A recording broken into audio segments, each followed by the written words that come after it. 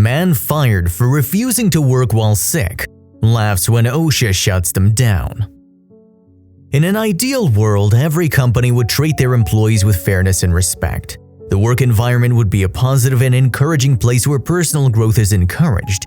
The sad reality is that we don't live in an ideal world. However, when one Redditor was treated unfairly at his workplace, he hatched a plot with such a satisfying twist that his story went viral. Sadly, the reality is that we live in a world where people work 60-70 hours a week and get paid barely enough to make ends meet. Workers all over the world suffer from such injustices. One Reddit user, Furry Control, was one such worker. However, Furry Control managed to get the perfect revenge. Also, if you have not done so already, please subscribe to our channel and click that notification bell to get inspired by these real-life stories every day. Now, back to the story. Furry Control first shared his juicy story on the r/pro revenge forum on Reddit. In his post, Furry Control, who worked at a popular pancake franchise, told a story of how they informed their boss about a hospital stay. This didn't go as well as expected, resulting in a revenge story for the ages. I was decently well liked among the employees and had a very good friend who had just been promoted to a shift manager by the former general manager, who was a really great guy that unfortunately got transferred to a different store against his wishes. He was replaced by a horrible, power-hungry shift manager that no one cared for. But this was just the beginning of Furry Control's troubles. So a typical work week for me was 6 days a week, between 60 to 70 hours a week, with Tuesday being my only day off. My shifts range from 8 hours to as much as 18-hour double shift, important later. I worked this schedule without complaint for years of my life, until one day things took a turn for the worst. Unfortunately, on September 10th, I felt very ill at work with no known cause. This was accompanied by very severe stabbing pain in my lower right abdomen. I called the general manager, it was about 12 a.m. at this morning, and informed her I planned on leaving to go to the ER, to which she told me if I left then I'd be fired.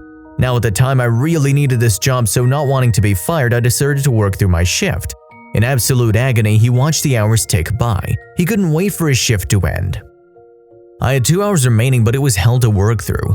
Finally, 2 a.m. rolled around and I immediately left to drive to the hospital. Upon arrival, I was admitted almost immediately in due to scan results showing an inflamed appendix. I called the general manager and let her know that I was being admitted to the hospital and would keep her updated.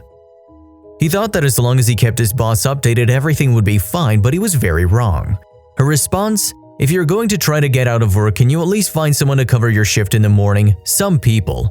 Note at this point it was around 3:30 a.m. My next shift she wanted me to cover was at 8 a.m.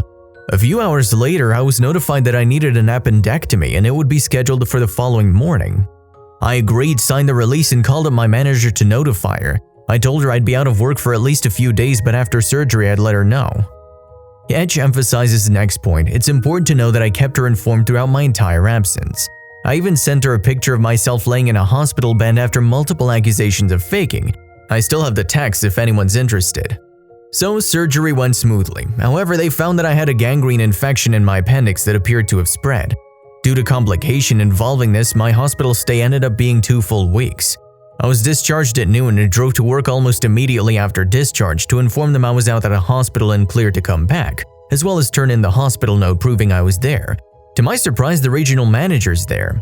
I walk in and find both the regional and general manager at the front counter having a conversation. I slide the note towards them on my desk and informed them that I was cleared to come back to work. The general manager looked at me in utter disbelief. "Excuse me, you've already been terminated for no call, no showing for 2 weeks. I reminded her that in fact I did keep her informed and had proof. She cut me off and with an annoyed tone said she'd give me another chance. I came back in that night for my shift, luckily working with my friend the shift manager. I was also training a guy I hadn't seen before, not uncommon as I was floor supervisor/trainer. My friend later called me into the office and that's when I learned that I was only rehired so that I couldn't file a wrongful termination suit, and said the person I was currently training was my replacement. The general manager had plans to fire me the next morning. As shocked as I was, we immediately hatched a plan.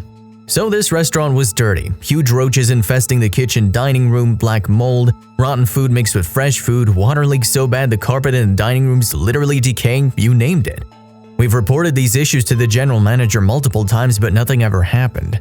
My friend sent the trainee home with the excuse our labor was too high, and I spent the remainder of my shift taking pictures of every continuous health code violation I'd seen. I went as far as cooking orders just so I could get pictures of the grills and kitchen areas within suspicion from other employees. Finally, the next morning rolled around. I woke up to a call from the general manager. Sure enough, she demanded I turn in my uniform because I was being terminated immediately. I drove up there and asked for the reason behind my termination. And she replied that I was a lazy worker who always complained that they had hours. Please remember, I averaged about 64 hours a week and never complained. Not in the mood to argue, I simply turned in my uniform and left, but that's not the end of my plan. I was one of the only food safety permitted employees. I just renewed my permit, so all the information in the class was fresh on my mind. I also distinctly remember the health inspector teaching the class stated that if we wanted to report our workplace, just come in, ask for him, and bring evidence. I went straight to the health department, asked to speak with him, and supplied 7 written paragraphs of every violation, as well as all the pictures I'd taken to back my claim up. He informed me that with the picture evidence, it would be hard for the restaurant to fight. He also informed me he'd follow up with a surprise inspection the next morning.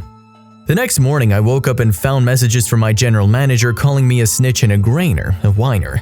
Luckily, my friend recorded the entire inspection from the office. Due to how recent the story is, I will not be releasing it due to it showing faces as well as names being mentioned, but it was beautiful, and it showed who the true whiner was in the situation. The regional manager was slapped with a hefty $7,000 fine for allowing unpermitted employees to work, and the restaurant was ordered to shut down operations to clean. However, being a barely profitable franchise, the franchisee, who owned many other locations, closed it down and ran off. Now, as much as I want to feel bad for the people left without work, I don't. And for the decent employees, the story actually has somewhat of a happy ending, as many have moved on to better things. If you like the video, please give it a thumbs up and consider sharing it with someone who may find it interesting too. Thanks again, and we'll see you in the next one.